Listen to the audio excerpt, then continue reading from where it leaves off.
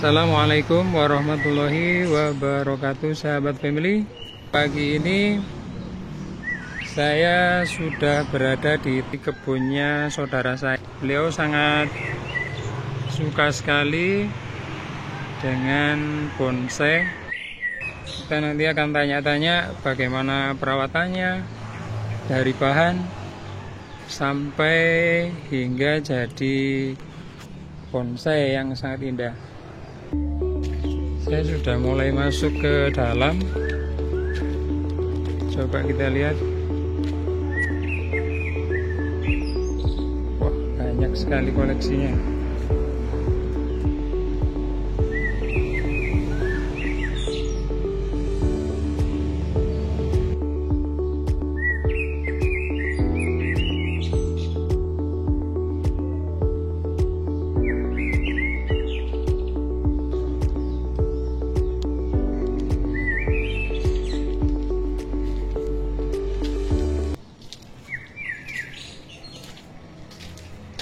Assalamualaikum. Ya Pak. Pripun?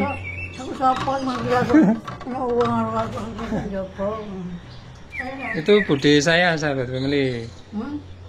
Bude saya ini ibunya Cak Makrus yang punya bonsai. Nanti kita coba ketemu Cak Makrusnya. Nggih. Itu beliau masih sibuk merawat. Semakin masuk ke sini, wah, koleksi bonsainya sangat luar biasa.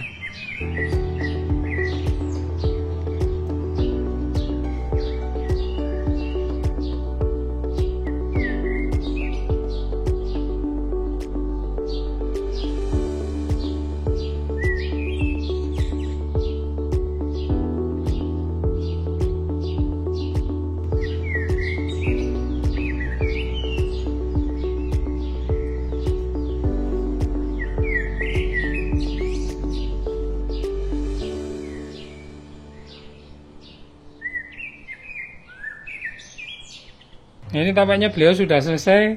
Ini Cak Makrus, anak dari bude saya. Assalamualaikum. Gimana kabarnya Cak Makrus? Alhamdulillah. Lagi merawat bonsai Cak Makrus. Siram-siram. Boleh diceritakan sedikit Cak Makrus gimana dulu awalnya kok suka sama bonsai? Dari dulu kan suka keindahan hijau-hijauan. Suka keindahan. Tanaman-tanaman itu untuk menghibur dulunya. Akhirnya ketemu teman-teman, banyak komunitas, dikembangkan, ya ada nilai hasilnya. Ada nilai hasilnya. Mau mempelajari sungguh-sungguh, nilainya juga bisa besar. Gitu. Kadang-kadang dari bahan alam yang di lingkungan sekitar seadanya, tapi kalau kita mau rajin membentuk bisa mendatangkan income. Oh gitu ya. Itu untuk apa, jenis bonsainya sendiri apa aja yang harus ini? Bermacam-macam. Oh, banyak macamnya berarti ya. Ada serut, ada sancang, ada sianci, ada buahnya itu yang sianci. Ada asam pun bermacam, ada asam Jawa, ada asam. Oh, ada asam Jawa juga. Ada asam yang berbuah itu juga. Banyak sekali lah, ada beringin, ada santigi, ada apa, kalau santigi itu pohon tanaman yang ada di sekitar laut itu kan. Kalau untuk apa bahannya sendiri itu budidaya sendiri atau macam-macam, ada yang orang istilahnya bolang itu mencari di alas kan, itu ada yang budidaya sendiri, punya sedikit indukan, terus kemudian dicangkok dan lain sebagainya. Ada yang disetek tanpa dicangkok, ada yang jenis itu. Kategori yang paling banyak diminati atau yang paling istilahnya paling laku lah, ada apa enggak gitu? Sebenarnya ya intinya hampir sama semuanya ya. Tergantung dari bentuknya sebenarnya. Oh, motifnya dan lain sebagainya. Tapi kalau untuk bagi seorang pemula, orang yang baru-baru itu paling mudah dibudidayakan itu namanya sancang. Oh, namanya sancang. Sancang itu dulunya ya bahan dari Cina atau gimana kan gitu. Dilestarikan di Indonesia dan cepat dibudidayakan. Itu simpel caranya kan. Artinya ditancap saja kadang bisa walaupun tanpa dicangkok. Oh, apa? Terus Perawatannya lebih mudah. kan. Terus kemudian dibentuk itu menyenangkan. Artinya menyenangkan itu kalau ditanam di liar itu daunnya membesar banget. Tapi ketika dijadikan bonsai, dipotong beberapa kali, daun itu bisa mengecil. Itu membuat cepat indah. Beda dengan tanaman contoh di Indonesia kayak kayu jati besar, kecil kan tetap nggak bisa. Oh iya.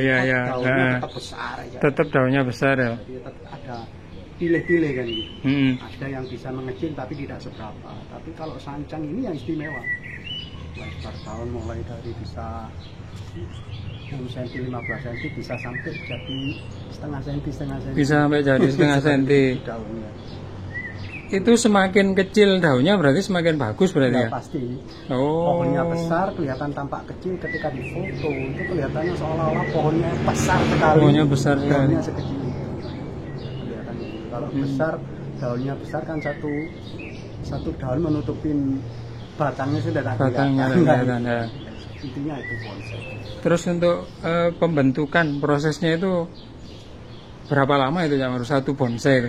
Ya, relatif juga ya. Kalau sampai jadinya matang yang sampai dipamerkan sampai nilainya jutaan puluhan juta itu ya bukan hanya setahun 2 tahun.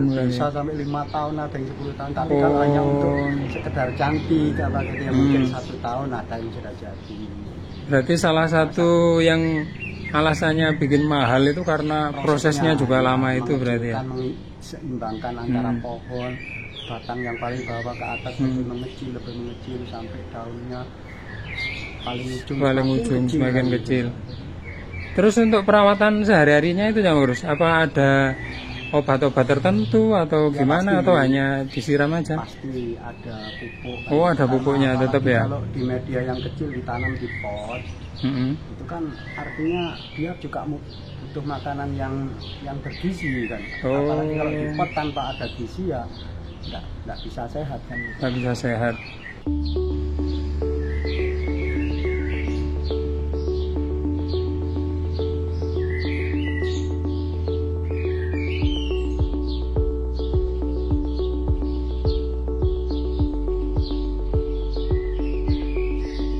Untuk pemasaran selama ini? Ya, kalau zaman sekarang sih sebenarnya lebih sih kalau orang menggunakan teknologi media sosial yang saat ini. Itu enggak. Kalau zaman dulu ya memang harus ke acara pameran. Ada acara pameran. Sekarang kan dari rumah pun diposting. Bisa diposting. Bonsainya Facebook dan sebagainya. Bisa apalagi kalau memang di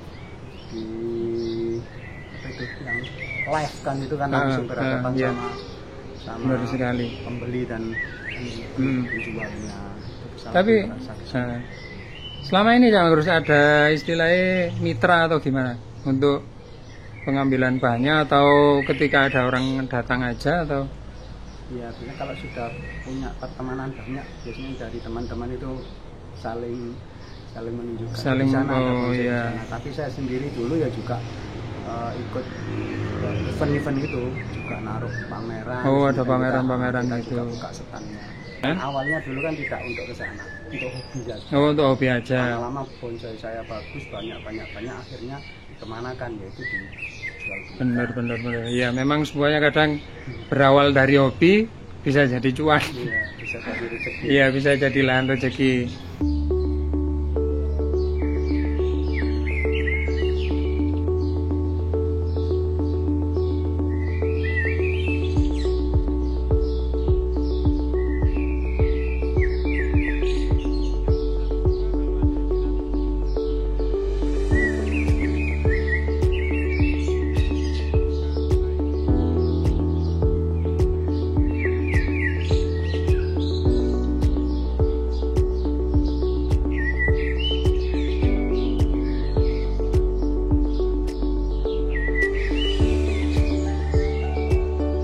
Tanam biasa awalnya. Oh, awalnya ditanam biasa. Nggak bisa dipot, membesarkan itu di lahan bebas dulu berarti ya. Namanya istilahnya di ground dulu kan. Oh, nah, setelah jadi bentuk batang-batangnya sudah hilang baru dipotong akarnya, dinaikkan di pot, itu mulai pembentukan ranting-ranting kecil. Kalau untuk ranting kecil di pot nggak bisa jadi. Lama sekali kan. Soalnya kan apa ya, nutrisinya kan terbatas lah di pot langsung ya. Pembesaran batang-batangnya itu di lahan bebas, tapi dikontrol. Oke. Paling enggak meskipun di lahan bebas, kalau memang dikontrol itu bisa dibikinkan talang atau apa, talang karet itu, ukuran misalkan 1,5 meter, dikasih tanah di atasnya, ke bawahnya ke tanah yang oke. namanya ground. Iya. Itu sahabat family ya, ternyata prosesnya ya memang lama, tapi ketika jadi ya memang nilainya sangat mahal sekali.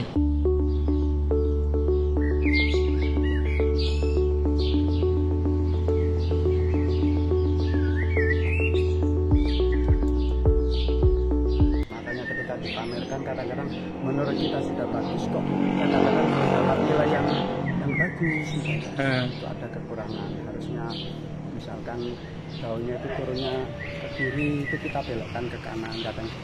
Tapi bagus kalau dilihat. Tapi kalau di kontestan belum tentu. Belum tentu berarti ya.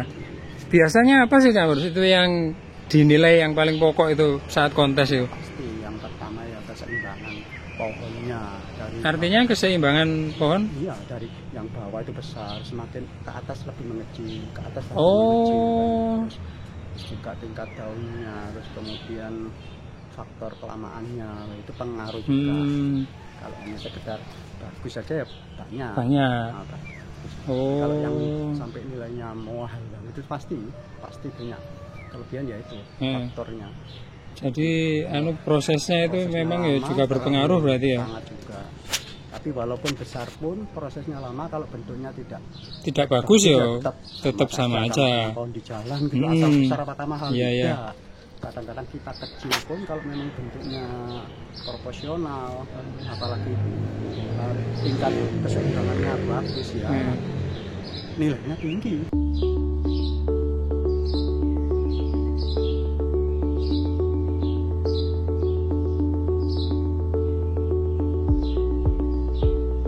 Konteskan itu biasanya ada penancapan bendera, ada yang tidak dapat tancapan bendera, kemudian ada yang mulai ada, biasanya mulai dari hijau itu nilainya bonsai ini bagus ya.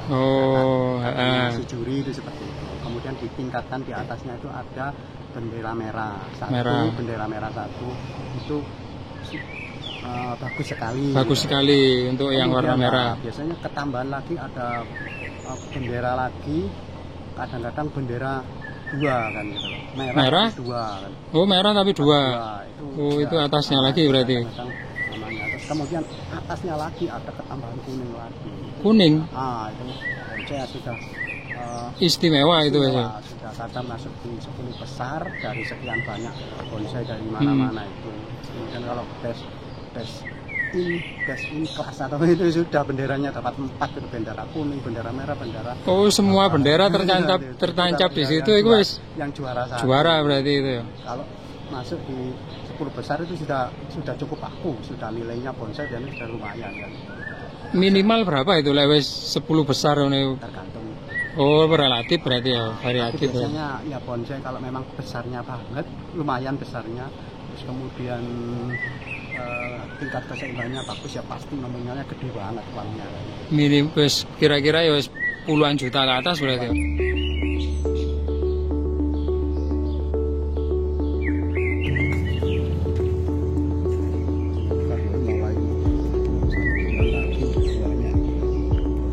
Ini anggur pohon ini.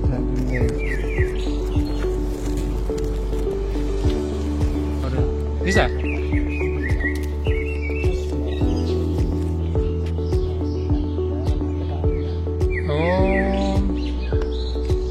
Bisa dimakan ternyata.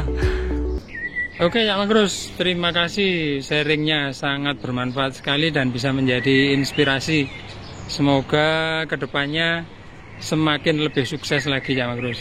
Amin, terima kasih. Itulah sahabat family, dengan Cak Magrus, beliau ini anak dari bude saya, masih saudara sahabat family. Jadi beliau mengembangkan bonsai yang istilahnya karena memang berangkat dari hobi.